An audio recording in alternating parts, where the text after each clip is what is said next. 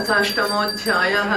शौनक उवाच सूतजीवचिरं साधवदनो वदताम्बर तमस्य पारिभ्रमतां नृणां त्वं पारदर्शनः औश्चिरायुषं ऋषिं मृकण्डतनयं जनाः यः कल्पान्ते उर्वरितो येन ग्रस्तमिदं जगत् स वा अस्मत्कुलोत्पन्नः कल्पेऽस्मिन् भार्गवर्षभः नैवाधुना विभूतानां सम्प्लवः कोऽपि जायते एक एवान्न विभ्राम्य ददर्श पुरुषं किल पटपत्रपुटे तोकं शयानं त्वेकमद्भुतम्।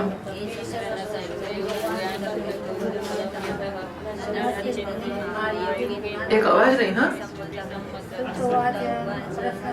चलो बैक ऊपर 40। चलो बोलिए। एषन संशयो भूयान्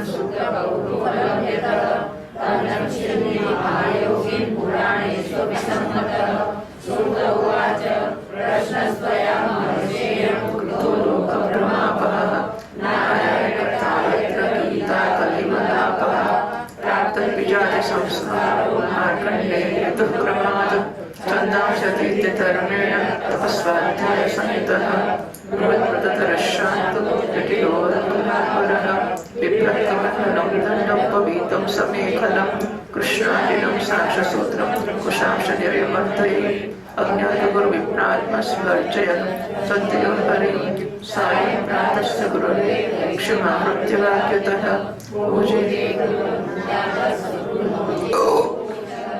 एवं तपस्वाध्यायो करो वर्षाणामयुतायुतम् आराधयन् ऋषिकेशं दिव्यवृत्तिं सुदुर्जयं ब्रह्मा भगुर्भवो दक्षो ब्रह्मपुत्राश्रये परे प्रदेव पितृभूतानि तेन सन्नति विस्मिताः इत्थं भद्रतरस्तपस्वाध्याय संयमैः तद्यावतोक्षजं योगी त्वस्तक्लेशान्तरात्मना तस्यैवं यञ्चतश्चित्तं महायोगेन योगिनः प्रतीताय महान् कालो मन्मन्तर्षडात्मकः एतत्पुरन्दरो ज्ञात्वा किलान्तरे तपोविशंसितो ब्रह्मणारेभेतद्विघातनं गन्धर्वाप्सरसत्कामं वसन्तमलयानिलो मुनये प्रेषयामासर्जस्तोकमदौ तथा ते वै तदाश्रमं जग्मुः हिमाद्रेः पार्श्व उत्तरे पुष्पपुत्रा नदी यत्र चित्राख्यातशिलाविभो तदा श्रापदं पुण्यं पुण्यद्रुमलताञ्चितं पुण्यद्विजकुलाकीर्णं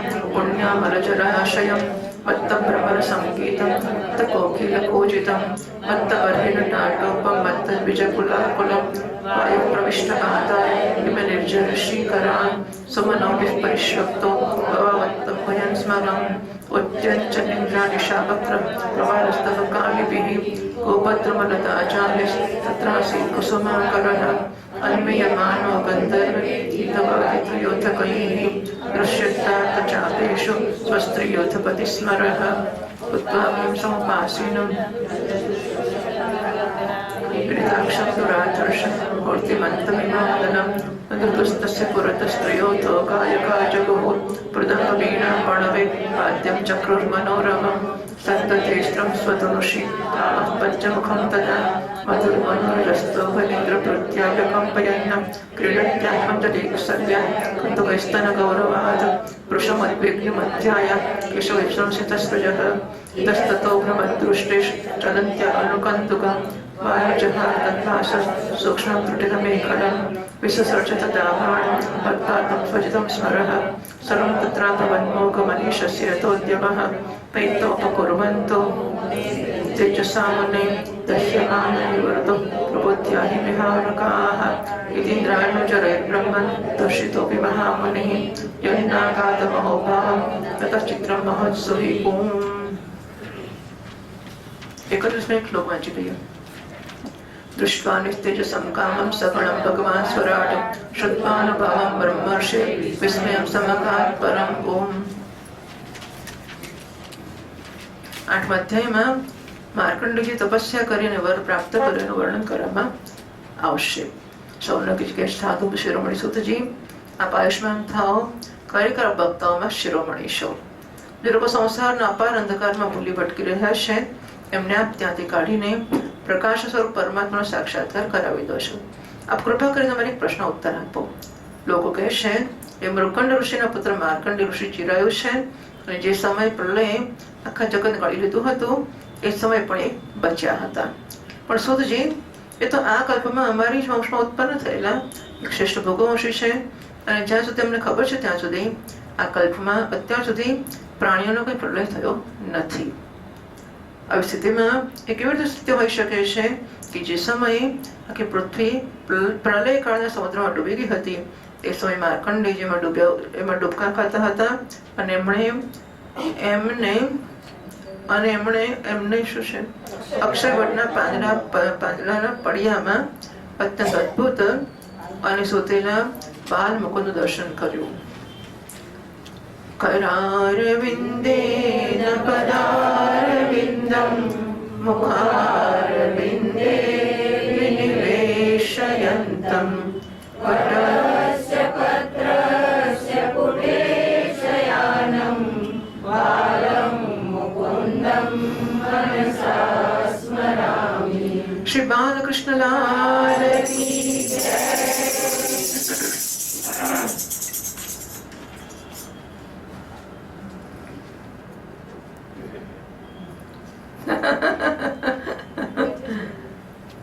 સુતજી, અમારા મનમાં મહાન સંદેશ છે અને આ વાતને જાણવાની બહુ ઉત્કંઠા છે. આ પરમ યોગી છો, પૌરાણિકોમાં સન્માનિત છો, આપ કૃપા કરીને અમારો સંદેહ દૂર કરો. સુતજી કહે છે, શૌનકજી આપે બહુ સુંદર પ્રશ્ન પૂછ્યો છે. આથી લોકોનો ભ્રમ મટી જશે. આપના પ્રશ્ન ઉત્તર છે અને બધાને માટે બહુ મોટી વાત તો એ છે કે કથામાં ભગવાન નારાયણનો મહિમા કહેવામાં આવશે. જેનું ગાન કરે છે ના બધા કળિયુગના પાપોનો નાશ થઈ જાય છે. શૌનકજી, મૃકંડ ઋષિએ પોતાના પુત્ર માર્કંડેયને બધા સંસ્કાર સમય સમય પર આપ્યા. માર્કંડેયજી વિધિપૂર્વક વેદોનું અધ્યયન કરીને તપસ્યા અને સ્વાધ્યાયથી સંપન્ન થઈ ગયા. એમણે આજીવન બ્રહ્મચર્યનું વ્રત લીધું હતું. શાંત ભાવથી રહેતા હતા. મસ્તક પર જટાઓ વધારી હતી. વૃક્ષની છાલો જ વસ્ત્ર પહેરતા હતા. એ પોતાના હાથોમાં કમંડળ અને દંડ ધારણ કરતા હતા. શરીર પર યજ્ઞ પવિત્ર અને મેઘા શોભાયમાન રહેતી હતી. કાળા મૃગનો ચર્મ, રુદ્રાક્ષમાળા અને કુશ એમની પૂંજી હતી. આ બધું એમણે પોતાના આજીવન બ્રહ્મચર્ય વ્રતની પૂર્તિને માટે ગ્રહણ કર્યું હતું. એ સાંજે અને સવારે અગ્નિહોત્ર, સૂર્યોપસ્થાન, ગુરુવંદન, બ્રાહ્મણ સત્કાર, માનસ પૂજા અને હું પરમાત્માનું સ્વરૂપ જ છું આ પ્રકારની ભાવના વગેરે દ્વારા ભગવાનની આરાધના કરતા હતા. સવાર સાંજ ભિક્ષા લાવીને ગુરુદેવના ચરણોમાં નિવેદન કરતા અને મૌન થઈ જતા. બધું જ થઈ શકે. હા, હું ભિક્ષા જ કરીશ કાલથી. નહીં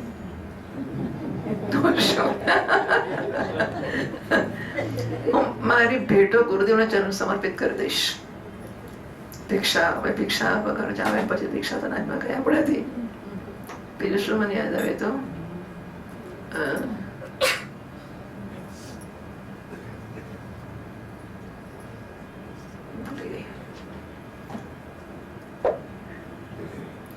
ડોંગરે મારા તો ભાગવત વાંચવાનું પણ વિચારી શકાય, પણ હવે હું લગ્ન વાંચવાનું બંધ કરીશ. સામાજિક પ્રસંગોમાં નહીં જાઉં. બરાબર, આપણે ઉત્તમ વસ્તુ છે, કારણ કે આપણે ઘણા બધા સિનિયર સિટીઝનો છીએ. સિનિયર સિટીઝનને પેલો ડિસ્કાઉન્ટનો લાભ લેવાનો કરો. હા, ટ્રેનના અને જે મળતા હોય પેલા ઓછા પૈસાની ટિકિટો, શું કહેવાય એને, કન્સેશન. તો સિનિયર સિટીઝન એ લાભ લેવાના ખરા. સિનિયર સિટીઝન નિવૃત્ત થવાનું કે નહીં. સામાજિક, આ તો મને જે કે સૂઝે છે હું કહેતી જાઉં છું કે આવું પણ થઈ શકે કે હવે આજથી હું સામાજિક પ્રસંગમાં નહીં જાઉં. બરાબર, આવું કશું મારી ટોકી નહીં કરે તો જાતે નહીં થાય. હિંમત તેને એમ જાહેર કરી દેવાનું. જેની ઈચ્છા હોય કે હું કશું કરું અને કરું ને જાહેર કરી દેવાનું કે આજથી મેં નિયમ લીધો છે, હું જવાની નથી. લોકો કંકોત્રી ના આપે, આપશે તો પાછો મન થઈ જશે. પણ જાહેર કરી દેવાનું હું આજથી લગ્નમાં નથી જતી. હું આજથી બેસણાથી જાહેર નહીં જવાનું, નહીં જવાનું, પતી ગયું. પણ લગ્ન આવતા પહેલા જાહેર કરો. લગ્ન આવશે ત્યાર પછી જાહેર કરશો તો ખરાબ લાગશે લોકોને. અત્યારથી જાહેર કરી દેવાનું, એટલે પછી વાત ફરતી ફરતી બધે ફરવા માંડે. એ તો ના આવે. ઘરના લોકો કહેશે કે તો નહીં આવજો, અમે આવીશું, એટલે પતી ગયું. હા, સાયન્સ ભિક્ષા લાવીને ગુરુજીને આપતા અને મૌન થઈ જતા. ગુરુજીની આજ્ઞા થાય તો એકવાર જમતા, ના થાય તો ઉપવાસ કરતા. માર્કંડેય આ પ્રકારે તપસ્યા અને સ્વાધ્યાયમાં જો સાંભળ્યો આવું બધું કરવું પડે. હા, આવું બધું કરવું પડે. આપણે એમ કે 6 કલાક આવીને બેઠા તે પછી પતી ગયું બધું. સવાર 1.5 કલાક આવ્યા, અત્યારે 6 કલાક ઘેર રિહર્સલ કર્યું, શ્લોકો ગયા, બીજું શું કરવાનું? આવું બધું કરવાનું. માર્કંડેયજીએ આ પ્રકારે તપસ્યા અને સ્વાધ્યાયમાં તત્પર રહીને કરોડો વર્ષો સુધી ભગવાનની આરાધના કરી. કેટલા વખત કરવાની? 2 મહિના. અને આ પ્રકારે મૃત્યુ પર વિજય પ્રાપ્ત કર્યો, જેને જીતવાનું મહાન યોગ્ય માટે પણ કઠણ છે. માર્કંડેયજીના મૃત્યુ વિજયને જોઈને બ્રહ્મા, ભૃગુ, શંકર, દક્ષ પ્રજાપતિ, બ્રહ્માજીના બીજા પુત્રો, મનુષ્ય, દેવતા, પિતરો અને અન્ય બધા પ્રાણીઓ વિસ્મિત થઈ ગયા. આજીવન બ્રહ્મચર્ય વ્રતધારી અને યોગી માર્કંડેયજી આ પ્રકારે તપસ્યા, સ્વાધ્યાય, સંયમ દ્વારા અવિદ્યા વગેરે બધા ક્લેશોને દૂર કરીને શુદ્ધ અંતઃકરણથી ઇન્દ્રિયોથી અતીત પરમાત્માનું ધ્યાન કરવા લાગ્યા. યોગી માર્કંડેયજી મહાયોગ દ્વારા પોતાનું ચિત્ત ભગવાનના સ્વરૂપમાં જોડતા રહ્યા. આ પ્રકારે સાધન કરતા કરતા બહુ સમય 6 મન્વંતર વીતી ગયા. બ્રહ્મન આ 7મા મન્વંતરમાં જ્યારે ઇન્દ્ર આ વાતની ખબર પડી ત્યારે એ એમની તપસ્યાથી શંકિત થઈ ગયો અને ભયભીત પણ થઈ ગયો. આથી એમણે તપસ્યામાં વિઘ્ન નાખવા માટે આનો આરંભ કર્યો. શૌનકજી ઇન્દ્રએ માર્કંડેયજીની તપસ્યામાં વિઘ્ન કરવાને માટે એમના આશ્રમ પર ગંધર્વ, અપ્સરાઓ, કામ, વસંત, મલયાનિલ, લોભ અને મદને મોકલી આપ્યા. ભગવાન એ બધા એમની આજ્ઞા અનુસાર એમના આશ્રમ પર ગયા. માર્કંડેયજીનો આશ્રમ હિમાલયના ઉત્તરની તરફ છે. ત્યાં પુષ્પભદ્રા નામની નદી વહે છે. એની પાસે ચિત્ર નામની એક શિલા પણ છે. શૌનકજી માર્કંડેયજીનો આશ્રમ બહુ પવિત્ર હતો. ચારે તરફ લીલા પવિત્ર વૃક્ષોની પંક્તિઓ હતી. હિમાલયમાં લીલા વૃક્ષો થયા. એના પર લતાઓ, હરિયાળી લતાઓ શું હતી? શું કરતી હતી? ગુજરાતીમાં શું કરતી હતી? લતાઓ શું લહેરાતી હતી? સારું, ત્યારે લહેરાતી હતી. વૃક્ષોની ઝાડીઓમાં સ્થાન સ્થાન પર પુણ્યાત્મા ઋષિગણો નિવાસ કરતા હતા. અને બહુ પવિત્ર અને નિર્મળ જળથી ભરેલ જળાશયો બધી ઋતુઓમાં એક સરખા રહેતા હતા. ક્યાંક મતવાલા ભમરા પોતાની સંગીતમય ગુંજારથી લોકોના મનને આકર્ષિત કરતા રહેતા હતા. ક્યાંક મતવાલા કોકિલ પંચમ સ્વરમાં કુહુ કુહુ કરીને કૂદતા હતા. ક્યાંક મતવાલા મોર, બધા મતવાલા હતા. મોર પોતાના પંખ ફેલાવીને કલાપણ નૃત્ય કરતા હતા. ક્યાંક મતવાલા પક્ષીના ઝુંડ રમતા હતા. માર્કંડેય મુનિના પવિત્ર આશ્રમમાં ઇન્દ્રનો મોકલેલો વાયુ પ્રવેશ કર્યો. તે પહેલા તેણે શીતળ ઝરણાઓની નાના નાના ફુવારોનો સંગ્રહ કર્યો. આ પછી સુગંધિત પુષ્પનું આલિંગન કર્યું અને કામ ભાવને ઉત્તેજિત કરતા ધીરે ધીરે વહેવા લાગ્યો. પવનના મંદ સુગંધ શીતળ, પુષ્પની સુગંધ વાળો વહેવા મળ્યો. કામદેવના પ્યારા સખા વસંતે પણ પોતાની માયા ફેલાવી. સંધ્યાનો સમય હતો. ચંદ્રમા ઉગીને પોતાના કિરણોનો વિસ્તાર કરી રહ્યો હતો, મનોહર કિરણોનો વિસ્તાર કરી રહ્યો હતો. હજારો ડાળીયાવાળા વૃક્ષ લતાઓના આલિંગન પ્રાપ્ત કરીને ધરતી સુધી ઝૂકેલા હતા. નવી નવી કોપળો, ફળો અને ફૂલોના ગુચ્છા અલગ શોભાયમાન થતા હતા. વસંતનું સામ્રાજ્ય જોઈને કામદેવે પણ ત્યાં ધીમે ધીમે પ્રવેશ કર્યો. એની સાથે કાવ બજાવવાળા ગંધર્વ ઝુંડના ઝુંડ ચાલી રહ્યા હતા. એને ચારે બાજુ બહુ બધી સ્વર્ગીય અપ્સરાઓ પણ ચાલતી હતી. એકલો કામ જ સર્વનો નાયક હતો. એના હાથમાં પુષ્પનો ધનુષ હતો. એના પર સંમોહન વગેરે બાણ ચડાવેલા હતા. એ સમયે માર્કંડેય મુનિ અગ્નિહોત્ર કરીને ભગવાનની ઉપાસના કરી રહ્યા હતા. નેત્રબંધ હતા, એટલા તેજસ્વી હતા અને સ્વયં અગ્નિદેવ મૂર્તિમાં થઈને બેઠા એવું લાગતું હતું. એમને જોતા જણાતું હતું કે એમને પરાજિત કરવાનું બહુ કઠણ છે. ઇન્દ્રને આજ્ઞા કરી સેવકોએ માર્કંડેય મુનિની આ અવસ્થામાં જોયા. અપ્સરા એમની સામે નાચવા લાગી. કેટલાક ગંધર્વો મધુર ગાન કરવા લાગ્યા. કેટલાક મૃદંગ, વીણા, ઢોલ વગેરે વાજા વગાડવા મનોહર સ્વરમાં વગાડવા લાગ્યા. શૌનકજી હવે કામદેવે પોતાના પુષ્પ નિર્મિત ધનુષ પર 5 મુખવાળો બાણ ચઢાવ્યો. એના 5 મુખ બાણના છે શોષણ, દીપન, સંમોહન, તાપન અને ઉન્માદન. જે સમયે નિશાન લગાવવાની તાકમાં જ હતો એ સમયે ઇન્દ્રના સેવક વસંત અને લોભ માર્કંડેય મુનિના મનને વિચલિત કરવા માટે પ્રયત્નશીલ હતા. એમની સામે જ પુંચિક સ્થળી નામની સુંદરી અપ્સરા દડાથી રમતી હતી. સ્તનના ભારથી વારંવાર એની કમર લચકી જતી હતી. સાથે જ એના વાળમાંથી ગૂંથેલા સુંદર પુષ્પ અને માળાઓ વિખરીને ધરતી પર પડતી હતી. ક્યારેક ક્યારેક ત્રાસી ચિત્તવનથી એમને આમ તેમ જોતી પણ હતી. નેત્રો ક્યારેક ગળા પર ચડતે આકાશ તરફ જતા, ક્યારેક ધરતી તરફ જતા, ક્યારેક ખથડી તરફ. એવું હાવભાવ સાથે દડાની સાથે દોડતી પણ હતી. એ સમયના કંદોરો તૂટી ગયો અને વાયુ અને ઝીણી સાડીને શરીરથી અલગ કરી દીધી. કામદેવે પોતાનો ઉપયુક્ત અવસર જોઈને એમ સમજીને કે હવે માર્કંડેય મુનિને જીતી લીધા છે, એમના ઉપર પોતાનો બાણ છોડ્યો, પણ એનું કશું ચાલ્યું જ નહીં. માર્કંડેય મુનિ પર એનો બધો પ્રયત્ન નિષ્ફળ થઈ ગયો છે. એવી રીતે જેવી રીતે અસમર્થ અને અભાગ્ય પુરુષોનો પ્રયત્ન વિફળ થઈ જાય છે. શૌનકજી, માર્કંડેય મુનિ અપરિમિત તેજસ્વી હતા. કામ વસંત વગેરે આવ્યા તો હતા જ, એટલા માટે એમણે તપસ્યાથી ભ્રષ્ટ કરી, પણ હવે એમને તેજથી બળવા લાગ્યા અને એવા ભાગ્યા જેમ નાના નાના બાળકો સૂતેલા સાપને જગાડીને ભાગી જાય. શૌનકજી, ઇન્દ્રના સેવકોએ આ પ્રકારે માર્કંડેયજીને પરાજિત કરવાની ઈચ્છા કરી. રતિ બ્રહ્મણ વિચલિત ના થયા. એટલું જ નહીં, એમના મનમાં આ વાતને લઈને જરા પણ અહંકારનો ભાવ પણ ના થયો. સાચી વાત છે, મહાપુરુષોને માટે શી આશ્ચર્યની વાત છે. સુન્નત ચિત્ર મહત્સુહી, મહાત્મા માટે આશ્ચર્ય શું છે. દેવરાજ ઇન્દ્રએ જ્યારે જોયું કે કામદેવ પોતાની સેના સાથે નિસ્તેજ હતપ્રભ થઈને પાછા આવ્યો છે અને સાંભળ્યું કે બ્રહ્મર્ષિ માર્કંડેયજી પરમ પ્રભાવશાળી છે, ત્યારે એને બહુ મહાન આશ્ચર્ય થયું. 32મા શ્લોકથી વાંચીએ. તસ્યૈવં યજ્ઞતશ્ચિત્तं તપસ્વાધ્યાય સંયમૈઃ અનુગ્રહાય વિલાસે નરનારાયણો હરિઃ તૌ શુક્લકૃષ્ણો નવકંજલોચનો ચતુર્ભુજૌ રૌરવલ્કલાંબરો પવિત્રપાણ્યુપવીતકં ત્રિવૃત કમંડલું દંડવૃજં ચ વૈણવં પદ્માક્ષમાલામૃતજંતુમાર્જनं વેદં ચ સાક્ષાत् તપ એવ રૂપિણો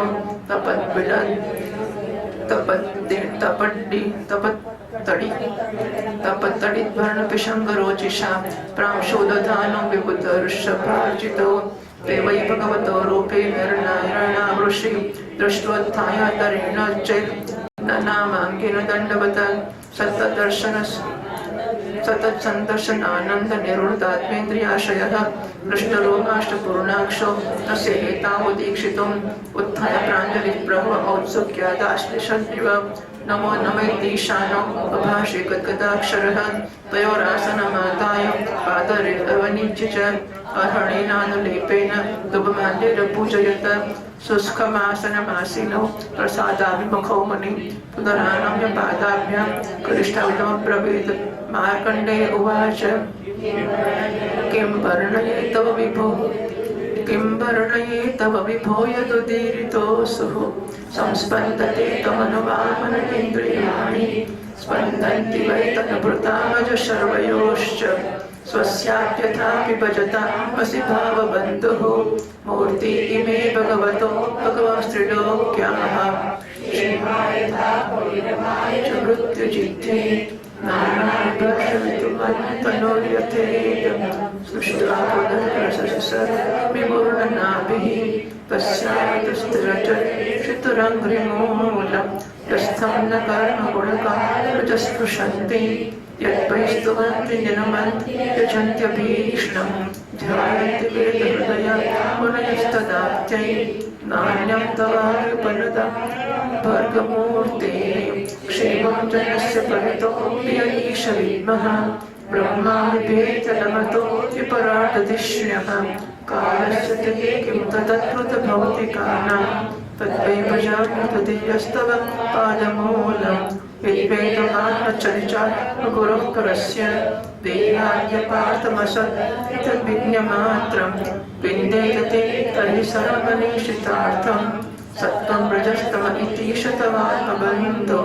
मायामया शिथिलयोदय हेतवोऽस्य लीलाधृता यदपि सत्त्वमयि प्रशान्ते नान्ये नृणां व्यसनमोहपि याभ्यां तस्मात् तवेह भगवन्नथ तावकानां शुक्लां तनुं त्वदयितां कुशलां भजन्ति यत्सात्वता पुरुषरूपमुशन्ति सत्त्वं लोको यतो वयमुतात्मसुखं न चान्यत तस्मै नमो भगवते पुरुषाय भूम्ने विश्वाय विश्वगुरुवे परदेवतायै नारायणाय ऋषये च नरोत्तमाय हंसाय संयतगिरे निगमेश्वराय यं वैरवेदवितताक्षपथैर्भ्रमद्भिः सन्तं स्वखेष्वशुषुहर्जपिरुक्पथेषु तन्माय मृतमतिः सन्तीव साक्षात् आद्यस्तवाखिल गुरो नृपसाद्यवेदं यद्दर्शनं निगम आत्मनः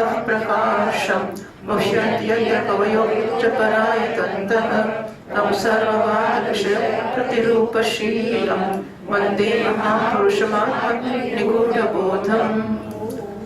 आश्रम भी पंखो चालू किया मन। शौनक जी मार्कंडेय मुनि तपस्या, स्वाध्याय, धारणा, ध्यान અને સમાધિ દ્વારા ભગવાનમાં ચિત્ત લગાવવાનો પ્રયત્ન કરતા રહેતા હતા. એમના પર કૃપા પ્રસાદી વર્ષા કરવાને માટે મુનિજન નયન મનોહારી નરોત્તમ નર અને નારાયણ ભગવાન પ્રગટ થયા. શ્રી નર નારાયણ ભગવાન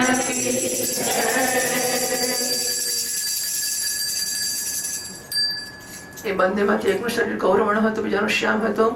બંનેના નેત્ર તરત ખીલેલા કમળ દળ સમાન કોમળ અને વિશાળ હતા. ચાર ભુજાઓ હતી. એક મૃગજન્મ પહેરેલું, વૃક્ષની છાલ પહેરેલી હતી. હાથોમાં કુશ લીધેલા હતા. ગળામાં 3 સૂત્ર યજ્ઞ પછી શોભાયમાન હતા. એ કમંડળ ને વાંસનો સીધો દંડ ગ્રહણ કરેલા હતા. કમળ ગટ્ટાની માળા અને જીવડા હટાવવા માટે વસ્ત્રની કુંચી પણ રાખેલી હતી. એમણે કમળ કાકડીની માળા, અચ્છા, કમળ કાકડીની માળા પહેરેલી હતી અને જીવડા આજુબાજુ જ ખસેડવા માટે વસ્ત્રનું સાવરણ જેવું હતું. બ્રહ્મા ઇન્દ્ર વગેરે પણ પહોંચ્યું. ભગવાન નર નારાયણ કઈ ઊંચા કદના હતા અને વેદ ધારણ એમણે કરેલા હતા. એનું શરીર ચમકતી વીજળી સમાન પીળા રંગની કાંતિમાંથી નીકળતી હતી. એવા જણાતા જાણે સ્વયં તપ જ મૂર્તિમાન થઈને આવી ગયું છે. માર્કંડેય મુનિએ જ્યારે જોયું કે ભગવાનનું સાક્ષાત સ્વરૂપ નર નારાયણ ઋષિ પધાર્યા છે, ત્યારે બહાદુરભાવથી ઉભા થઈ ગયા અને ધરતી પર દંડવત પડીને સાક્ષાત સાષ્ટાંગ પ્રણામ એમણે કર્યા. ભગવાનના દિવ્ય દર્શનથી એમને એટલો આનંદ થયો, એમનો રોમ એમની બધી ઇન્દ્રિયો અને અંતઃકરણ શાંતિના સમુદ્રમાં ડૂબકા ખાવા લાગ્યું. શરીર રોમાંચિત થઈ ગયું, આંખોમાં આંસુ ઉમટી આવ્યા. એના કારણે એમને આંખો ભરીને જોઈ પણ ના શક્યા. આ પછી હાથ જોડીને ઉભા થઈ ગયા. એમનું અંગ ભગવાન સામે ઝૂકવા માટે મરથી રહ્યું હતું. હૃદયમાં ઉત્સુકતા તો એટલી હતી જાણે ભગવાન આલિંગન કરી લેશે. એક બોલી શકતા તો નહોતા, ગદગદ વાણીથી કર્યું એટલું જ બોલ્યા, નમસ્કાર નમસ્કાર, નમો નમઃ નમો નમઃ. આ પછી એમણે બંનેના આસન પર બેસાડ્યા, પ્રેમથી ચરણ પખાડ્યા અને અર્ઘ્ય, ચંદન, ધૂપ, માળા વગેરે તેમની પૂજા કરવા લાગ્યા. ભગવાન નર નારાયણ સુખપૂર્વક આસન પર બિરાજમાન થઈ ગયા અને માર્કંડેયજી પર કૃપા પ્રસાદી વર્ષા કરી રહ્યા હતા. પૂજા પછી માર્કંડેય મુનિ સર્વશ્રેષ્ઠ મુનિ વેશધારી નર નારાયણ ચરણોમાં પ્રણામ કરીને આસ્તુતિ કરી. માર્કંડેય મુનિ કહે છે, ભગવાન, હું અલ્પજ્ઞ જીવ, ભલા આપ આપના અનંત મહિમાનું વર્ણન કેવી રીતે કરી શકું? આપને પ્રેરણાથી સંપૂર્ણ પ્રાણીઓ, બ્રહ્મા, શંકર તથા હું, મારા શરીરમાં પણ પ્રાણ શક્તિનો સંચાર થાય છે અને પછી એના જ કારણે વાણી, મન તથા ઇન્દ્રિયોથી પણ બોલવા, વિચારવાની અને કરવા જાણવાની શક્તિ આવે છે.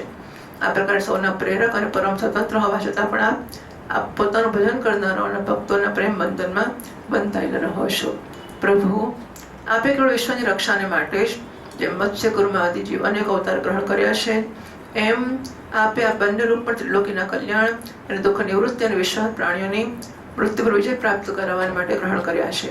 આપ રક્ષા તો કરો જ છો, કરોડિયા સમાન પોતાના જ આ વિશ્વને પ્રગટ પોતાનામાંથી કરો છો, પછી સ્વયં પોતાનામાં લીન પણ કરી દો છો. આપ ચરાચરનું પાલન અને નિયમન કરનારા છો. આપના ચરણોમાં કમળોમાં હું પ્રણામ કરું છું. જે આપના ચરણ કમળને શરણ ગ્રહણ કરે છે, એમને કર્મ, ગુણ અને કાળજનિત ક્લેશ સ્પર્શ પણ કરી નથી કરી શકતા. વેદના મર્મજ્ઞ ઋષિઓની આપની પ્રાપ્તિ માટે નિરંતર આપનું સ્તવન, વંદન, પૂજન અને ધ્યાન કર્યા કરે છે. પ્રભુ, જીવના ચારે તરફ ભય ને ભયની જ બોલબાલા છે. બીજાઓની વાતશ્રી કરવી, આપના કાળ રૂપથી સ્વયં બ્રહ્મા જ પણ અત્યંત ભયમિત રહે છે, કારણ કે એમનું આયુષ્ય પણ સીમિત કેવળ 2 પરાર્થનો જ હોય છે. પછી એમના બનાવેલા ભૌતિક શરીરવાળા પ્રાણીઓના સંબંધમાં તો કેવું જ શું? આવી અવસ્થામાં આપણા ચરણ કમળનું શરણ ગ્રહણ કરવા સિવાય બીજો કોઈ પણ પરમ કલ્યાણ તથા સુખ શાંતિનો ઉપાય મને સમજમાં નથી આવતો, કારણ કે આપ સ્વયં મોક્ષ સ્વરૂપ છો. ભગવાન, આપ સમસ્ત જીવોના પરમ ગુરુ, સૌથી શ્રેષ્ઠ અને સત્ય જ્ઞાન સ્વરૂપ છો. આથી આત્મ સ્વરૂપને ઢાંકી દેનાર શરીર, ઘર વગેરે નિષ્ફળ, અસત્ય, નાશવાન અને પ્રતિતિ માત્ર પદાર્થોનો ત્યાગ કરીને હું આપના ચરણ કમળનું શરણ ગ્રહણ કરું છું. કોઈ પણ પ્રાણી જો આપના શરણ ગ્રહણ કરી લે છે તો એ એનાથી પોતાના બધા અભિષ્ટ પદાર્થોને પ્રાપ્ત કરી લે છે. હે જીવોના પરમ સ્વરૂપ પ્રભુ, જો કે સત્વ, રજસ, તમસ ત્રણેય ગુણ આપની મૂર્તિ છે, એમના દ્વારા જગતની ઉત્પત્તિ, સ્થિતિ, લય વગેરે અનેક માયામય લીલાઓ કરતા રહો છો, છતાં પણ આપની સત્વગુણમય મૂર્તિ જીવોને શાંતિ પ્રદાન કરે છે. રજોગુણી તમોગુણી મૂર્તિઓથી જીવોને શાંતિ નથી મળી શકતી. એમના છતાં દુઃખ, મોહ અને ભયની વૃદ્ધિ જ થતી રહે છે. ભગવાન આથી બુદ્ધિમાન પુરુષ આપની અને આપના ભક્તોની પરમ પ્રિય એવી શુદ્ધ મૂર્તિ નર નારાયણની ઉપાસના જ કરે છે. પાંચરાત્ર સિદ્ધાંતના અનુયાયી વિશુદ્ધ સત્વને જ આપનો શ્રી વિગ્રહ માને છે. એની ઉપાસનાથી આપને નિત્યધામ વૈકુંઠની પ્રાપ્તિ થઈ જાય છે. એ ધામની આ વિલક્ષણતા છે કે લોક હોવા છતાં પણ સર્વથા ભયરહિત છે અને ભોગયુક્ત હોવા છતાં પણ આત્મા નથી, પરિપૂર્ણ છે. એ રજોગુણ તમોગુણને આપની મૂર્તિ સ્વીકાર નથી કરતા. ભગવાન આપ અંતર્યામી, સર્વવ્યાપક, સર્વસ્વરૂપ, જગતગુરુ, પરમ આરાધ્ય અને શુદ્ધ સ્વરૂપ છો. સમસ્ત લૌકિક વૈદિક પાણી આપના અધીન છે. આપ જ વેદમાર્ગના પ્રવર્તક છો. આપના અવગલ સ્વરૂપ નરોત્તમ નર અને ઋષિ પ્રવર નારાયણને નમસ્કાર કરું છું. આપ જો કે પ્રત્યેક જીવની ઇન્દ્રિય તથા એમના વિષયોમાં પ્રાણોમાં અને હૃદયમાં વિદ્યમાન તો છો જ, છતાં પણ આપણી માયાથી જીવની બુદ્ધિ એટલી મોહિત થઈ જાય છે, ઢંકાઈ જાય છે કે એ નિષ્ફળ અને જુઠ્ઠી ઇન્દ્રિયોના જાળમાં ફસાઈને આપણી ઝાંખીથી વંચિત થઈ જાય છે. પણ આખા જગતના ગુરુ તો આપ જ છો. આથી પહેલા અજ્ઞાની હોવા છતાં પણ જીવ જ્યારે આપની કૃપાથી એને આપના જ્ઞાન ભંડાર વેદોની પ્રાપ્તિ થઈ જાય છે ત્યારે આપણા સાક્ષાત દર્શન કરી શકે છે.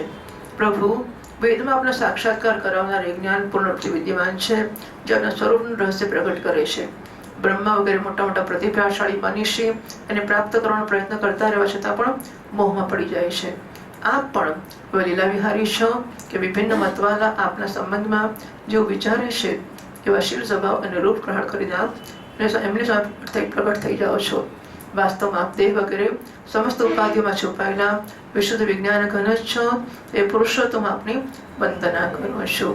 શ્રી નર નારાયણ ભગવાન શ્રીમદ ભાગવતે મહાપુરાણે પારમહંસા સંહિતાયાં દ્વાદશ સ્કંધે અષ્ટમોધ્યાયઃ શ્રી કૃષ્ણાર્પણમસ્તુ. જો નર નારાયણ ભગવાનના દર્શન કરો. શ્રી નર નારાયણ ભગવાન એક મૃગચરણ પહેર્યું છે ને એક ઝાડનો બલકલ પહેર્યું છે. તો એને મૃગચરણ જ પહેરેલા છે. હાથમાં આવી છે થોડું જીવડા મારવાનું કાઢવાનું છે.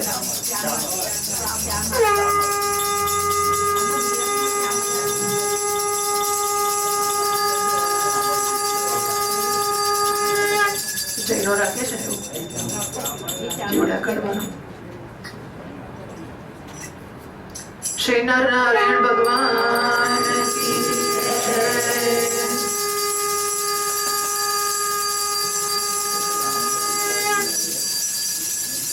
नवमोऽध्यायः सूत उवाच संस्तुतो भगवानित्थं मार्कण्डेयेन धीमता नारायणो नरसहस्रिताः प्रभुत्वः श्रीभगवानुवाच भोः ब्रह्मशिवर्यासि सिद्ध आत्मसमाधिना मयि भक्त्यानपायेन तपस्वाध्याय संयमैः वयं ते परितुष्टास्मत्पद्बृहद्व्रतचर्यया परं प्रतीच्य भद्रं ते परदेशाभीप्सितं ऋषिरुवाच जितं ते देवदेवेश प्रपन्नार्तिहराच्युत वरेणे तावतालं नो यद्भवान् समदृश्यत गृहीत्वा जातयो यस्य श्रीमत्पादाब्जदर्शनं मनसाय विपक्वेन स भवान् मेक्षगोचरः अताप्यमृतपत्राक्षपण्डश्लोकशिखामणि द्रक्ष्ये मायामेयालोकसपानुवेदसद्भिदां सूत उवाच इति कामं ऋषीणां भगवान् मुने तथैषस्मयन्प्रागात् पदर्याश्रमेश्वरः तमेव चिन्तयन्नर्थं ऋषिश्राश्रम एव सः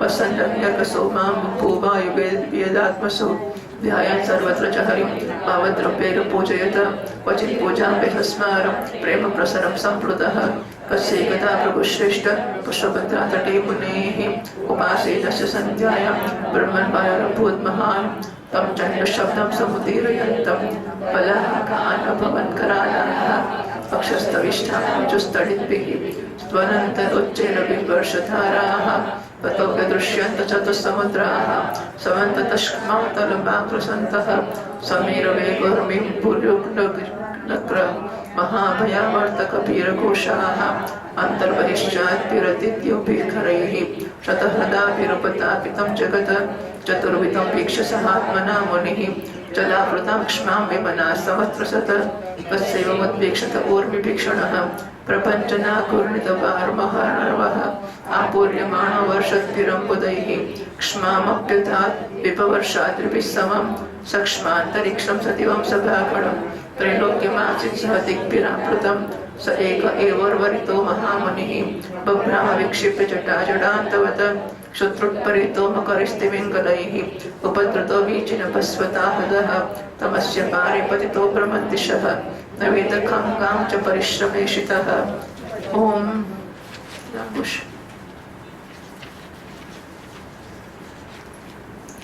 નવમા અધ્યાયમાં માર્કંડેયજીને માયાનું દર્શન તેનું વર્ણન કરવામાં આવે છે. સુતજી કહે છે, જ્યારે જ્ઞાન સંપન્ન માર્કંડેય મુનિ આ પ્રકાર સ્તુતિ કરી ત્યારે ભગવાન નર નારાયણે પ્રસન્ન થઈને માર્કંડેયજીને કહ્યું.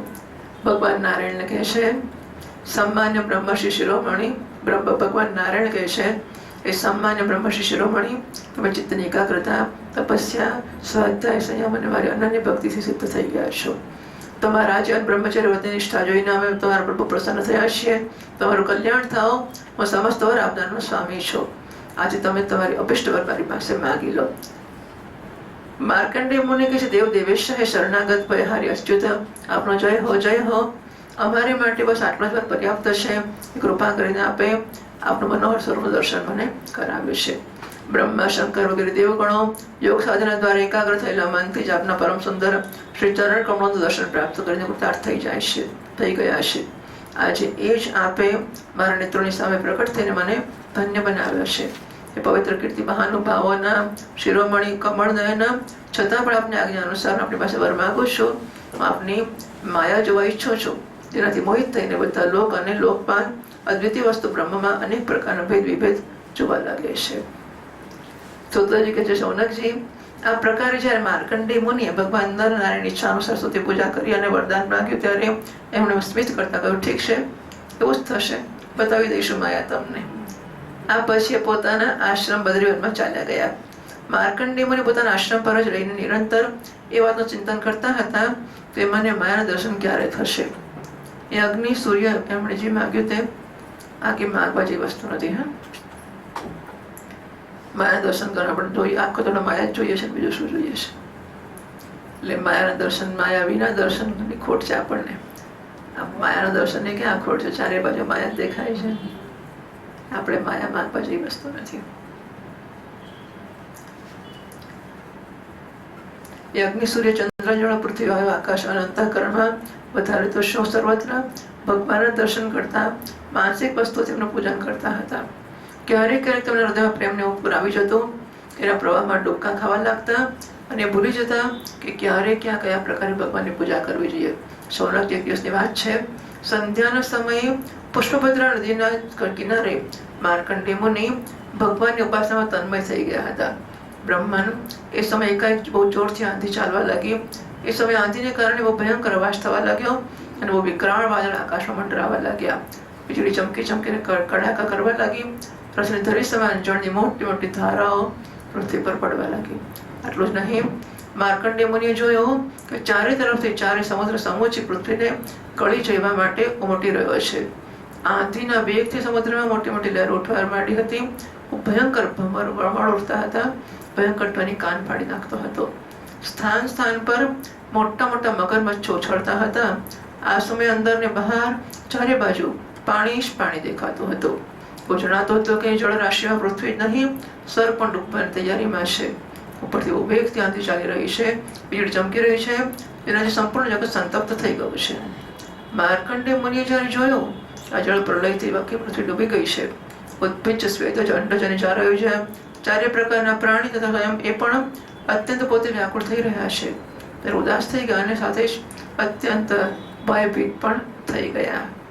એમની સામે પ્રલય સમુદ્રમાં ભયંકર લહેર ઉઠી રહી હતી. આંધીના વેગથી જળરાશિ ઉછળતી હતી. પ્રલય કાળના વાદળો વરસી વરસી સમુદ્રને વધારે વધારે ભરતા જઈ રહ્યા હતા. એમણે જોયું કે સમુદ્ર દ્વીપ, વર્ષ અને પર્વતોની સાથે આખી પૃથ્વીને ડૂબાડી દીધી છે. પૃથ્વી, અંતરિક્ષ, સ્વર્ગ, જ્યોતિર્મંડળ, ગ્રહ, નક્ષત્ર અને તારાનો સમૂહ દિશાઓની સાથે 3 લોક જળમાં ડૂબી ગયા. બસ એ સમય એકમાત્ર મહામુનિ માર્કંડેયજી બચ્યા હતા. એ સમયે પાગલને અંધ સમાન જટા ફેલાવીને અહીંથી ત્યાં દોડ ભાગ કરીને પ્રાણ બચાવવાની ચેષ્ટા કરવા રહ્યા હતા. ભૂખ તરસથી વ્યાકુળ થઈ ગયા હતા. કોઈ તરફ મોટા મોટા મગર તો કોઈ બાજુ તિમિંગલ મચ્છરના પર તૂટી પડતા. કોઈ તરફ હવાના આઘાતો થતા, કોઈ બાજુથી લહેરોના થપેડા એમને ઘાયલ કરતા. આ પ્રકારે આમ તેમ ભટકતા ભટકતા અપાર અજ્ઞાન અંધકારમાં પડી ગયા અને બેહોશ થઈ ગયા. એટલા થાકી ગયા કે પૃથ્વી ને આકાશનો કોઈ ભાન એમને રહ્યો નહીં. 17મા શ્લોકથી ક્વચિત કતો મહાવર્તે તરળે સ્થાળિત ક્વચિત યાદોભિર્ભક્ષતે ક્વાપે સ્વયં અન્યં વિઘાતિભિઃ ક્વચિત શોકં ક્વચિત મોહં ક્વચિત દુઃખં સુખં ભયં ક્વચિત મૃત્યુમવાપ્નોતિ વ્યાધ્યાતિભિરુતાડિતઃ અયુતાયુતવર્ષાણાં સહસ્રાણि શતાनि ચ પ્રતિયુર્પ્રમતસ્તસ્મિन् ઇષ્ટમાયાવૃતાત્મનઃ સ કદાચિत् પ્રમંસ્તસ્મિन् પૃથિવ્યાः કकुदिद्विजः यक्रोध पोतं दृशे फलपल्लव शोभितं प्रागुरत्तस्यार्थकायं तस्य विददृशे शिशुं शयानं पर्णपुटके प्रसन्तं प्रभयातमः महावरकतश्यामं श्रीवद्वदनपङ्कजं कम्बुग्रीवमहोरस्तं सुनासं सुन्दरभ्रुवं श्वासे कम्बुश्रीकर्णदाडिमं पितृमातरभासेश छोणायतसुतास्मितं पद्मगर्भावणापाकं हृदयहासावलोकनं श्वासैजद्बलिसंविघ्नं निमग्नाभिदलोदरं चार्वाङ्गुलिभ्यां पाणिभ्यां वन्यचरणाम्बुजं मुखे निधाय विप्रेन्द्रो पर्यन्तं वीक्षविस्मितः तद्दर्शनान्वितपरिश्रमं मुदा प्रोत्फुल्लहृत्पद्मविलोचनाम्बुजः प्रहृष्टरोमा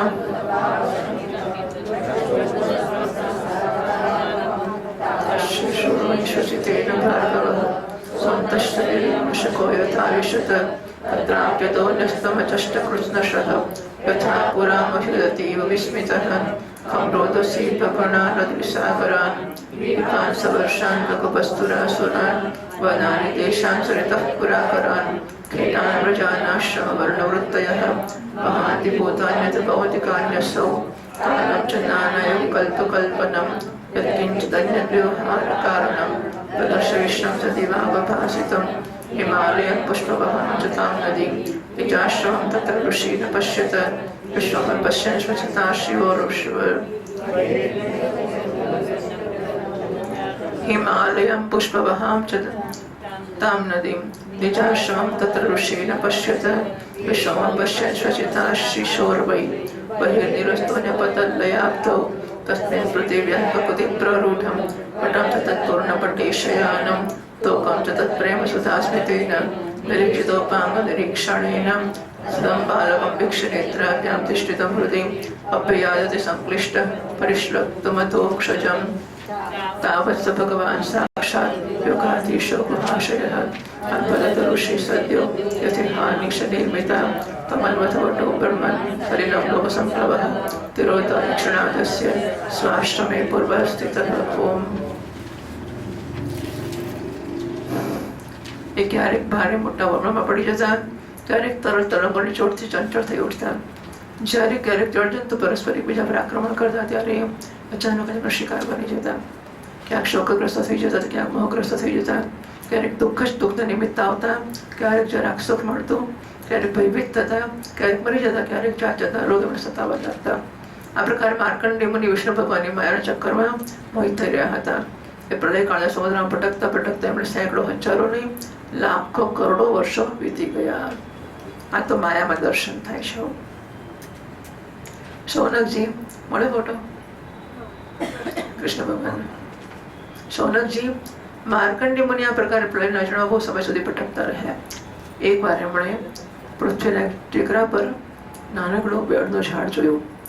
એમાં લીલા પાંદડા હતા, લાલ લાલ ફળો શોભાયમાન થતા હતા. બળના ઝાડના ઈશાન ખૂણા પર એક ડાળ હતી. એમ એક પાંદડાનો પડિયા જેવું બની ગયું હતું. એના પર એક મહાન સુંદર નાનકડું બાળક સૂઈ રહ્યું હતું. એના શરીરમાં ઉજ્જવળ છટાછટાઈ હતી.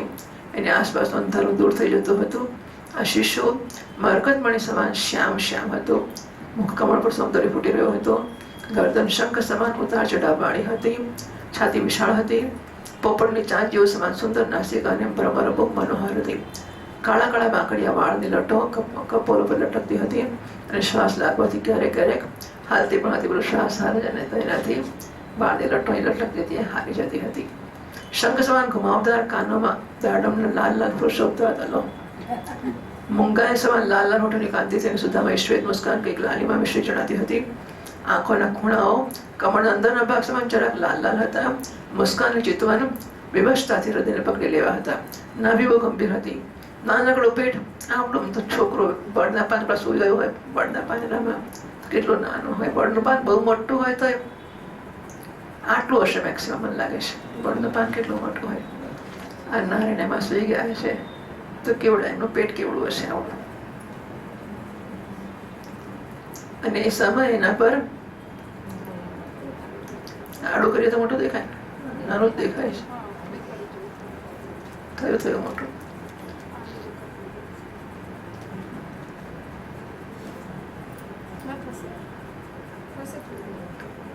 પકડી રાખવું પડે છે. શ્રી કૃષ્ણ કનૈયા લાલ કી જય.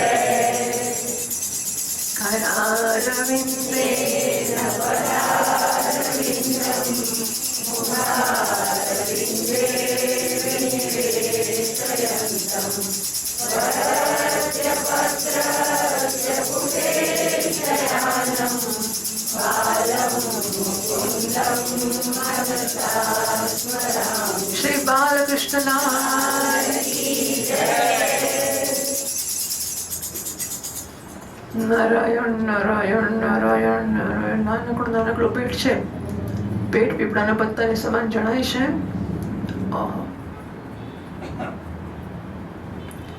એ બળના પાંદડા પર સૂતા છે. નાના બાલકૃષ્ણ, એમનું પેટ છે ને પીપળાના પાંદડા જેવું દેખાય છે. નાનકડું શ્વાસ લે છે તેના પર પડેલી બળીઓ છે અને નાભી એ હાલી જાય છે. નાના નાના હાથોમાં સુંદર સુંદર આંગળીઓ છે. આ બાળક પોતાના બંને કર કમળોથી એક ચરણ કમળને મુખમાં નાખીને ચૂસી રહ્યા છે. બે હાથે પકડ્યો છે પોતાનું જમણું ચરણ અને મુખ કમળમાં પધરાવ્યું છે. માર્કંડેય મુનિ દિવ્ય દ્રષ્ટિ જોઈને અત્યંત વિસ્મિત થઈ ગયા. શું કરીએ? ના, પાણી કેટલું પીવું.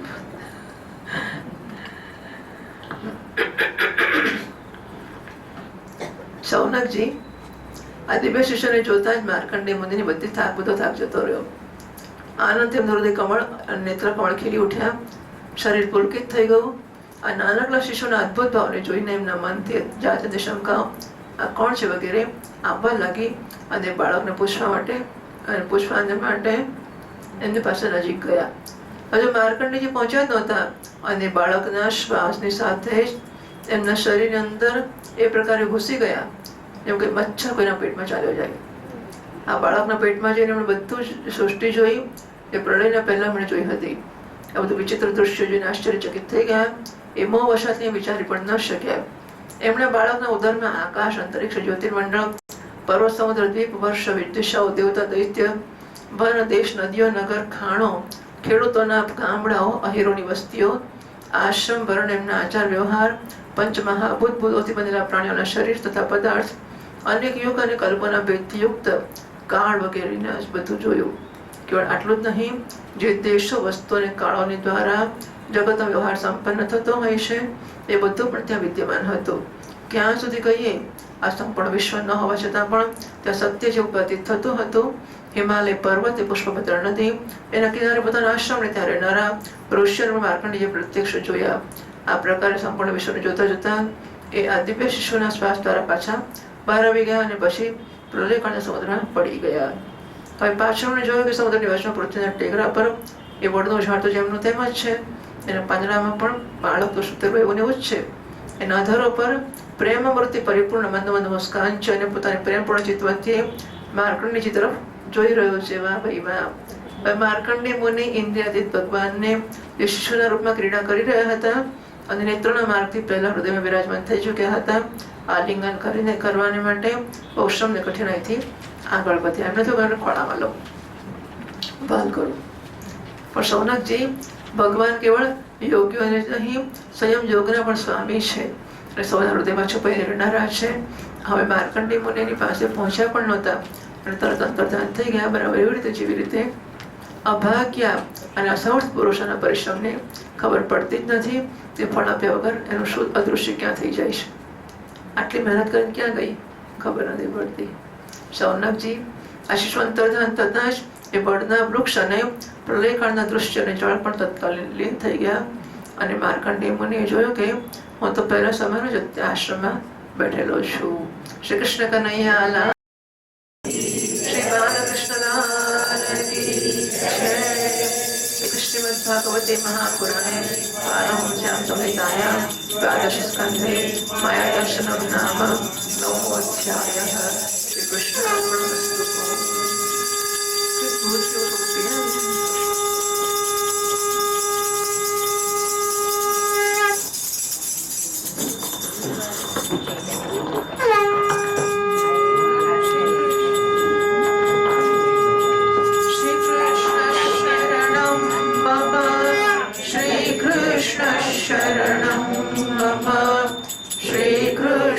शरणं मम जय श्री कृष्ण शरणं मम. श्री कृष्ण शरणं मम. श्री कृष्ण शरणं मम. श्री कृष्ण शरणं मम. श्री कृष्ण शरणं. श्री कृष्ण कन्हैया लाल की जय. दशमोऽध्यायः. सूत उवाच स एवमनुभूयेदं नारायणविनिर्मितं वैभवं योगमाययास्तमेव शरणं ययौ. मार्कण्डेय उवाच प्रपन्नोऽस्म्यग्रिमूलं ते प्रपन्नाभयदं हरिं यन्माययापि विबुधा पश्यन्ति ज्ञानकाशयः. सूत उवाच तमेवं निब्रुमात्मानं ऋष्येणधिपर्यटन् रुद्राण्या भगवान् रुद्रो ददर्श सगुणैर्वृतः. अथो मातं ऋषिं वीक्ष्य गिरिशं समभाषत. पश्चिमं भगवान् विप्रं वृतात्मेन्द्रियाशयम् भृतोत च शब्रातं पातापायि यथार्णवं कौर्मश्च तपसः साक्षात् संसिद्धिं सिद्धिदो भवान्. श्रीभगवानुवाच नैवेच्छत्याशिषः क्वापि ब्रह्मर्षिर्मोक्षमप्युत भक्तिं परां भगवती लब्धवान् पुरुषेभ्यये. अथापि सम्पदिष्यामो भवान्येतेन साधुना अयं हि परमो लाभो नृणां साधुसमागमः. सूत उवाच इत्युक्त्वा तमुपेयाय भगवान् स्वसतां गतिः. ईशानस्तर्वविद्यानाम् ईश्वरस्तर्वदेहिनां तयोरागमनं साक्षात् ईशयो जगदात्मनोः. तमेतरुद्धति वृत्तिरात्मानं विश्वमेव च. भगवान् तदभिज्ञाय गिरीशो योगमायया आविशत्तद्गुहाकाशम् आयुश्चित्रम् पिङ्गजटाधरं त्र्यक्षं दशभुजं प्रांशुमत्यन्तमिव भास्करं व्याघ्रजम्बाम्बरभरं शूलकट्वाङ्गचर्मभिः अक्षमालाडमरुकपालासितनुषः बिभ्रां साभातं चक्षतः विस्मितः. किं कुत एवेति समाधि विरुद्धो मुनिः नेत्रे उन्मील्य दृश्ये सगणं सोमया. त्रिलोकैकगुरुं ननाम शिरसा मुनिः तस्मै सपर्यां व्यदधात् सगणाय सहोमया. स्वागतासनपाद्यार्घ्यकन्तस्रब्धोपदीपकैः आह चात्मानुभावेन पुनः कामस्य ते विभौ. करवाम किमीशानयेनिदं तिरुवृतं जगत्. नमः शिवाय शान्ताय सत्याय प्रबुधाय च रजोजुषेभ्य घोराय नमस्तुभ्यं तमोजुषे ओम. 10મા અધ્યાયમાં હવે માર્કંડેયજીને ભગવાન શંકરનો વરદાન મળ્યોની વાત કહેવામાં આવશે. સૂતજી કહે શૌનકાદિ ઋષિઓ માર્કંડેય મુનિ આ પ્રકારે નારાયણ નિર્મિત યોગમાયા વૈભવનો અનુભવ કર્યો. એમને નિશ્ચય થઈ ગયો કે આ માયાથી મુક્ત થવાની માટે માયાપતિ ભગવાનનું શરણ એક જ માત્ર ઉપાય છે. તેમના શરણમાં સ્થિત થઈ ગયા. માર્કંડેયજી મનમાં અને મનમાં કહેવા લાગ્યા, પ્રભુ આપની માયા વાસ્તવમાં પ્રતીતિ માત્ર હોવા છતાં પણ સત્ય જ્ઞાન સમાન પ્રકાશિત થાય છે અને મોટા મોટા વિદ્વાનો પણ એના ખેલમાં મોહિત થઈ જાય છે. આત્મા શ્રી ચરણ કમળ જ શરણાગતોને સર્વ પ્રકારથી અભયદાન કરનાર છે. આ તેમનું શરણ હું ગ્રહણ કરું છું. સૂતજી કહે છે માર્કંડેયજી આ પ્રકારે શરણાગતિની ભાવનામાં તન્મય થઈ રહ્યા હતા. તે સમયે ભગવાન શંકર ભગવતી પાર્વતીજી સાથે નંદી પર સવાર થઈને આકાશ માર્ગથી વિચરણ કરતા ત્યાં આવી નીકળ્યા અને માર્કંડેયજી એમની અવસ્થામાં એમણે જોયા. એમની સાથે બધા ગણો પણ હતા. નમઃ પાર્વતી પતયે હર હર મહાદેવ. ભગવતી પાર્વતીએ જ્યારે માર્કંડેય મુનિને ધ્યાનની અવસ્થામાં જોયા ત્યારે એમનું હૃદય વાત્સલ્ય સ્નેહથી ઉમટી આવ્યું. એમણે શંકરજીને કહ્યું, ભગવાન જરા બ્રાહ્મણ તરફ તો જુઓ. જેમ તોફાન શાંત થઈ જતા સમુદ્રના તરંગો અને માછલીઓ શાંત થઈ જાય છે અને સમુદ્ર ધીમે ધીમે ગંભીર થઈ જાય છે, ધીર ગંભીર થઈ જાય છે. પ્રકારે આ બ્રાહ્મણનું શરીર ઇન્દ્રિય અંતઃકરણ શાંત થઈ ગયું છે. બધી સિદ્ધિઓના દાતા આપ જ છો. તે કૃપા કરીને આપ બ્રાહ્મણની તપસ્યાનું પ્રત્યક્ષ ફળ આપો. ભગવાન શંકર કહે છે, દેવી, આ બ્રહ્મર્ષિ લોક અથવા પરલોકને કોઈ વસ્તુ નથી જોઈતી. બીજું તો શું કહું, એમના મનમાં ક્યારેય મોક્ષની પણ આકાંક્ષા નથી. એનું કારણ એ છે કે ઘટઘટવાસી અવિનાશી ભગવાનના ચરણ કમળોમાં એમને પરમ ભક્તિ પ્રાપ્ત થઈ ચૂકી છે.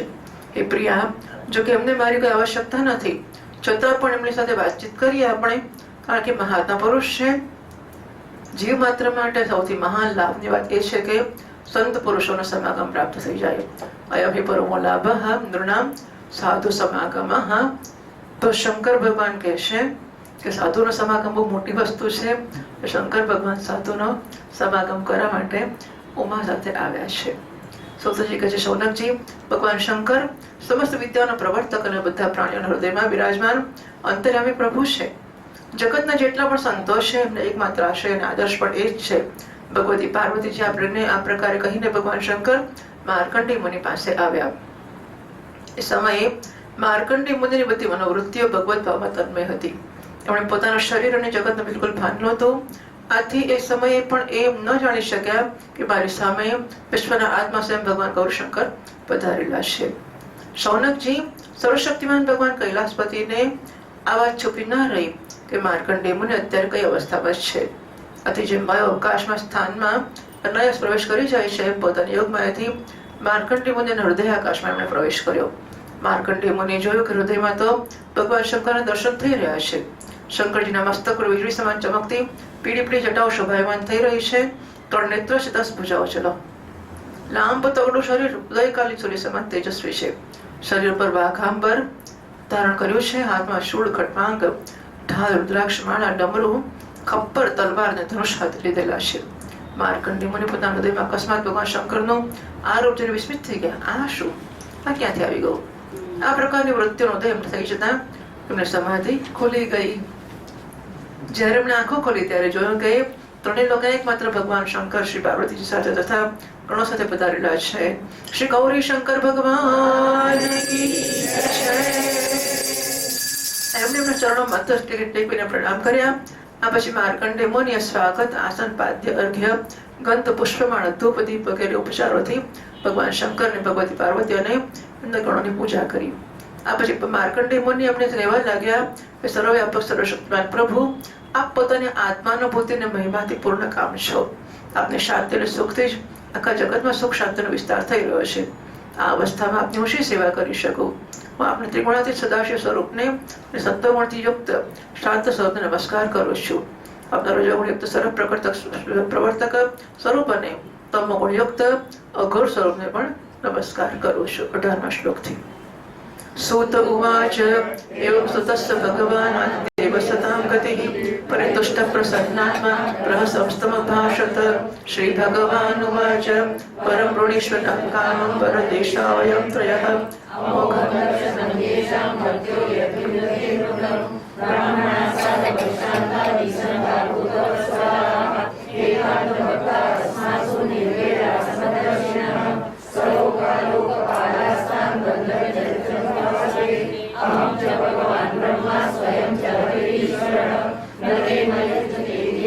पितामहमपि चक्षुते नान्पनश्च च न स्यात् तद्युष्मान् वयमेवहि नह्यपयानि तीर्थानि देवाश्चेतनोचिताः ते पुनरुत्तरकालेन यूयं दर्शनमात्रतः ब्राह्मणेभ्यो नमस्यामो यस्मद्रूपं त्रयीमयं विप्रत्यात्मसमादान तपस्वाध्यायसंयमैः श्रवणात् दर्शनात् वापि महापातकिनोऽपि वः श्रुतेरनन्त्यज्यश्चापि सम्भाषणादिभिः. सूत उवाच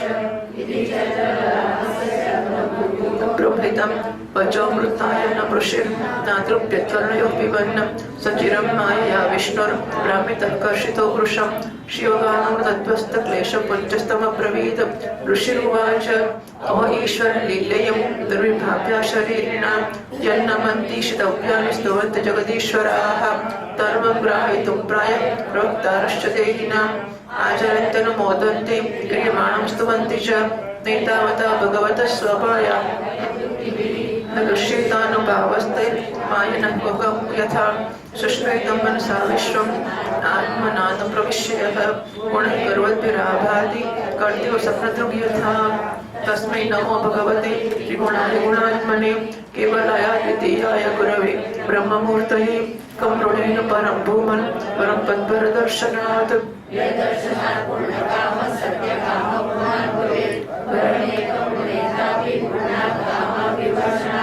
भगवत्यच्युतां भक्तिं तत्परेषु तथा त्वयि सूत उवाच इत्यच्युतो वितुष्टश्च मुनिना सूक्तया गिरा तमाह भगवान् सर्वया चाभिनन्दितः कामो महर्षे सर्वोऽयं भक्तिमार्तवदोक्षजे आकल्पान्ताद्यशः पुण्यमजरामरता तथा ज्ञानं त्रैकालिकं ब्रह्म विज्ञानं च विरक्तिमत ब्रह्मवर्चस्विनो भूयात् पुराणाचार्यतास्तु ते सूत उवाच सुमुनये दत्त्वा गाद्यक्ष ईश्वरः दिव्यं तत्कर्म कथयन् अनुभूतं पुरा मुना सौप्यवाप्तमहायोगमहिमा भार्गवोत्तमः विचरन्त्यधुनाप्यन्तरावेकान्ततां गतः अनुवर्णितमेतत्ते मार्कण्डेयस्य धीमतः अनुभूतं भगवतो मायावैभवमद्भुतम् एतत् केचिदविद्वांसो मया संस्कृतिमात्मनः अनन्त्यावर्तितं द्रोणं कादाचित्कं प्रचक्षते य एवमेतत् भृगुवर्यवर्णितं